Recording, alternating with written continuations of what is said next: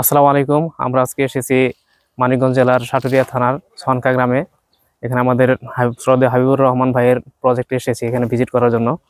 তো এখানে এখন আমরা দেখাবো এই স্মার্ট বয় শসার প্রজেক্ট। তো আলহামদুলিল্লাহ ফলন দেখতে পাচ্ছি অনেক ভালো হয়েছে।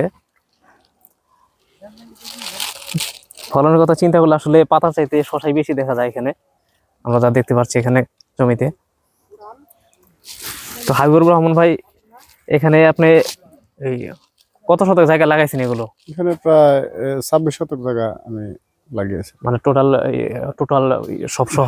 হ্যাঁ, এই তিনটা ভ্যারাইটি লাগাইছি, তিনটা মিলে আর কি 26-33 শতাংশ। তো এখন ফলন কেমন পাইছেন? আলহামদুলিল্লাহ। কেমন ফলন? তো আলহামদুলিল্লাহ, হাজার শুকরিয়া। মানে কি আর বলুম, যা কল্পনা করি না তাই। অনেক মানুষে বলছে যে তুমি কি করো লস খাইবে এই সেই, কেন আমাদের এলাকাতে আধুনিকভাবে এরকম করে নাই। জি, অনেক মানুষে যারা বোঝে না তারা অনেক সময় ভয় দেখায়। হ্যাঁ, কিন্তু যখন এই যে আপনি যখন আলহামদুলিল্লাহ এখন সফলতা পাইছেন, এখন আরো 2-4 জন করার উদ্যোগ নিব, অবশ্যই আমরা করব এগুলো। আমার কাছে এখন মানুষ আসে যে ভাই কি জাত বুনছো, কিভাবে বুনছো, এরকম মানে হ্যাঁ। তো এগুলার ফলন কি এখন শেষের দিকে নাকি? হ্যাঁ, প্রায় শেষের দিকে। কয়বার হারভেস্ট করা হয়েছে এখান থেকে? এই 5 থেকে 7 বার আর কি হারভেস্ট করেছে। এগুলা কেমন ক্যাট ছোট ছোট থাকে নাকি বড় হয়? না, অনেক বড় হয়। বড় হয় না? এটা তোলা হয়েছে আজকে? আজকে তোলা হয়েছে। আজকে তোলা হয়েছে। ওইদিকে প্যাকেট করতেছে। হ্যাঁ, আমার কথা আসলে শোনা যাইতেছে কিনা? আমার ভাইকে দিছি হচ্ছে উপস্থাপনা করার জন্য।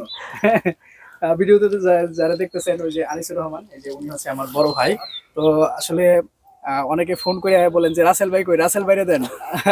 আমার ভাই রিসিভ করলে। তো আমার ভাই আমার বড়। হ্যাঁ, আপনারা আমাকে যতটা সম্মান করেন, আপনাদের প্রতি অনুরোধ থাকবে যে আমার থেকে আমার বড় ভাইকে বেশি সম্মান করবেন। হ্যাঁ, আপনারা কখনোই মানে কোনো কথাই যেন আমার ভাই ছোট বা অপমান বোধ না করে।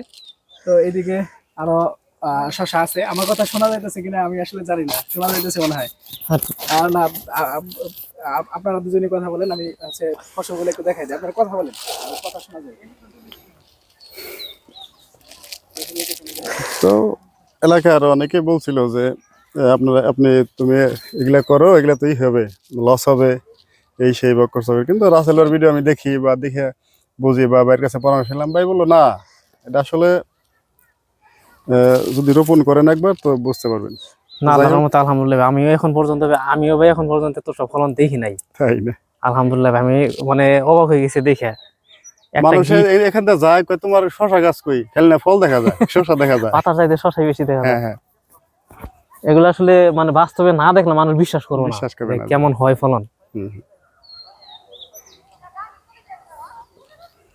তো যাই হোক, আলহামদুলিল্লাহ ভালো ফলন হয়েছে। প্রথমবার একটু খরচটা একটু বেশি যায়, আপনার নেট মালচিং সবকিছু নিয়ে প্রথমবার একটু খরচটা বেশি যায়। দ্বিতীয়বার যখন করবেন তখন আবার শুধু বীজ কিনা লাগাই দিবেন বাস। দ্বিতীয়বার আর কোনো দেখা যায় এখন 50,000 টাকা আমি খরচ করছি, এটা তো মানে আর মোটামুটি 1-2 বছরের মধ্যে আর এত খরচ হবে না। আচ্ছা, মালচিং কতদিন ব্যবহার করা যায়? মালচিং আপনি কমসে কম 4 বার করে লাগাইতে পারবেন এগুলাতে, মোটামুটি 1 বছর 1.5 বছর যাইবো।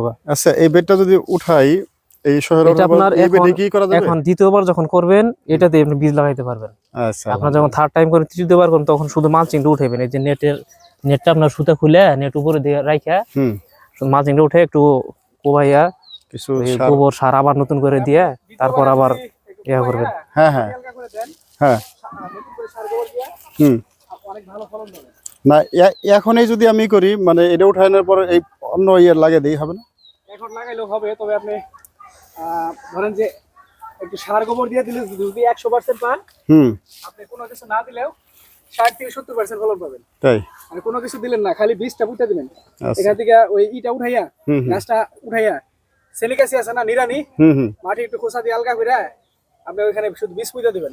আমি যদি ওখান বাদে যদি মাঝখানে দেই, মাঝখানে ফুটো করে, মাঝখানে দিলে এই যে মাছ নষ্ট উঠাইতে পারবেন না, মাছ উঠবো না। না, বলতেছি যে 2 ছিদ্র মাঝে, 2 ছিদ্রের মাঝখানে মালচিংটা নষ্ট হইব যথাই। গাছ বড় হইলে শিকড় ওইখানে চলে যাবে। তাই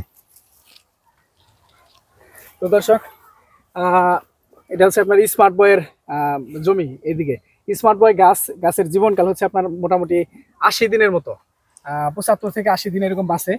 তো ভাই, এই যে গাছগুলা লাগাইছেন, এটার বয়স এখন কতদিন হয়েছে? মোটামুটি বয়স বলতে আমি নভেম্বরের 10 তারিখে রোপণ করছি। নভেম্বরের 10 তারিখ, নভেম্বর মাসের 20 দিন, ডিসেম্বর মাসের 30 দিন, হ্যাঁ, তাহলে হচ্ছে আপনার 50 দিন। জানুয়ারি মাসের আজকে হইতেছে 17 তারিখ 17 তারিখ 50 দিন আর হইতেছে তাহলে হইতেছে 67 দিন 67 দিন। তাহলে বয়স অনুযায়ী গাছের এই অবস্থা হবে, এটা একটা স্বাভাবিক বিষয়। তারপরে হ্যাঁ। যদি আপনার ডাউন মিল্ডিউ না ধরতো সেক্ষেত্রে হয়তো আর একটু ভালো থাকতো। ভালো হবে জি জি। হ্যাঁ, তো এগুলা থেকে আপনার গাছ প্রতি মানে মোটামুটি কেমন ফলন পাইছেন? হ্যাঁ অনেক, এখনো যে ফলন গাছ আছে আল্লাহর রহমতে বড় হইতেছে, যদি হয় আলহামদুলিল্লাহ হাজার বার শুকরিয়া, মানে হাজার আর কি শুকরিয়া, তাই না? কি বলবো, আর ভাষা নাই আমার। তো এটা অনেক ভালো জাত স্মার্ট ভাই। আমরা গরমের সময়ে আপনার গাছ প্রতি 4-5 কেজি ফল পাওয়ার রেকর্ড আছে। তাই? আমাদের বরিশালের এক ভাই আছে, উনি গাছ প্রতি 5 কেজি পাইছিল। আচ্ছা। ওটা তো আসলে আমাদের তো আর টাকা পয়সা দেয় নাই বা আমাদের কাছ থেকে নিবেও না, সুতরাং মিথ্যা প্রচার করার আমাদের কোনো প্রয়োজন নাই। উনি আমাদের ওই কৃষক যা বলছে আমি সেটাই বলতেছি, উনি 5 কেজির মতো ফলন পাইছে। তো অনেকেই আছে যে 4 কেজির মতো ফলন পাইছে গাছ প্রতি গড়ে। হুম। তো এই জমিটা, আপনার জমিটাই আলহামদুলিল্লাহ অনেক ভালো। আপনার পিএইচ মানে 6 6.5, এটা অনেক ভালো পিএইচ। ভাই চলে আয়, সন্ধ্যা হয়ে যেতেছে।